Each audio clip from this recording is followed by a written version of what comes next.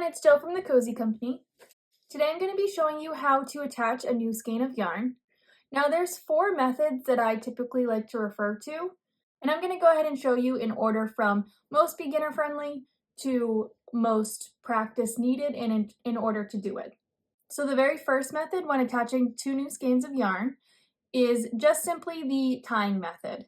So let's say that this is the yarn from your blanket and you have just run out. And this is your new ball of yarn. I'm going to use 2 different colors so you can see them easiest.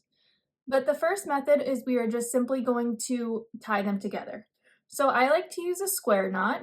So what we want to do is we want to make an X. We're going to loop the one on the bottom around like this. And then we're just going to make a knot and pull tight. Now, as you can see, because this is chunky yarn, it does leave a chunky knot, and it is possible that this will be visible in your blanket, and you can kind of see where the colors overlap, and that might not be preferable to a lot of people. So this is definitely the most beginner-friendly option because it doesn't involve any manipulation of the yarn. You just simply tie them together. And then I can go ahead and just cut off these little tails if I want. You could also leave them on if you prefer. So this is what your end result would look like when you tie them together. And I'm going to do a pull test, make sure it's nice and sturdy. But as you can see, there's definitely a noticeable overlap of the colors. And that is option number 1. Option number 2 is actually my preferred method. This is what I teach during my workshops. I think it's the most aesthetically pleasing. It does require some manipulation of the yarn, but not too much. Actually, the same exact thing as the tying method, only we're going to trim our yarn first. So I always like to have the yarn pointing towards me like this. And I'm just going to go ahead and grab my scissors, and holding the yarn towards me like this, I'm just going to cut up one side of the yarn about, 2 or 3 inches. And once I do that, I can see the core of the yarn. The core of the yarn is a little bit different of a material than the fluffy part, and it's also darker in color. Once I can see the core of the yarn, I'm just going to go ahead and cut alongside that core and cutting all that fluffiness of my yarn off.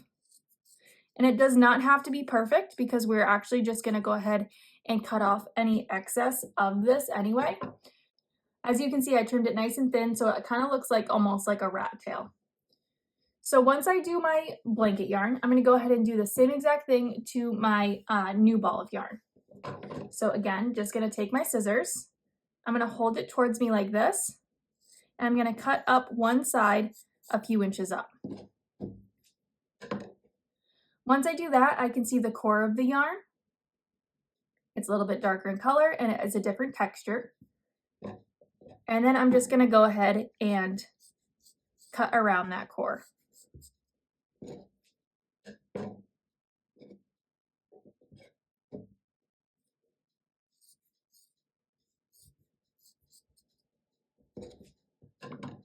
So once we have our 2 thin tails, we're actually just going to do the same exact thing as the tying method, where we use a square knot. So we're going to go ahead and make an X. The yarn that's on the bottom, I'm going to go ahead and loop it around. Now once I do this, I'm going to pull into these 2 fluffy parts meet again. And then I'm just going to go ahead and tie in a knot. Once I tie in a knot, I'm going to flip my yarn over and then tie another knot on the other side. And I'm going to do this so there's no noticeable bulky part in my knot on my yarn.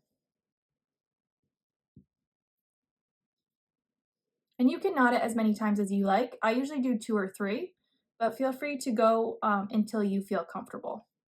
So that was 2. I'm just going to do 1 more. And once I do that, I'm going to go ahead and cut off the excess. And then I can just continue on making my blanket as normal. But as you can see, it's pretty unnoticeable in the yarn of where your knot would be, aside from the color change, of course. But if you were working with the same color, you wouldn't even be able to tell at all where your knot is. And it's just much more aesthetically pleasing in your blanket than having a big knot that is noticeably in your blanket. And again, you can do the pull test, and that's not going anywhere. The third option when attaching a new skein of yarn is the burn method. Now, this method does require some practice, and it's definitely not for everyone. Everyone does not feel comfortable with it, and that is completely fine. That is why I'm actually ranking it third on the list, but it does come in handy when you're working with patterns that require a lot of color changes, as this is a fast and convenient way to change your color when working on a pattern in a blanket or a stuffed animal. So what we're going to do is we're going to go ahead and grab a lighter, and we're actually going to burn one end. So I'm going to go ahead and burn one end, and I want to make sure that the core of the yarn is on fire. I can see it there. Then I'm going to hold behind it and light my blanket yarn on fire. Once they're both on fire, I'm going to smush them together, but I want to make sure that one of the yarns is behind the other and one is in front. And I want to do that because occasionally with the burn method, you will have like a hard clump from where the material has burned and then solidified back up when it's cooled down. And this drastically helps reduce that. So having one of your yarn colors or skeins of yarn in the back and then lighting the other one towards the front and smushing them together like this, the ball that could potentially form is more in the middle of the two yarns, thus making it less noticeable. Now, if you do have a hard clump, you can kind of break it up by twisting it and rubbing it together like this.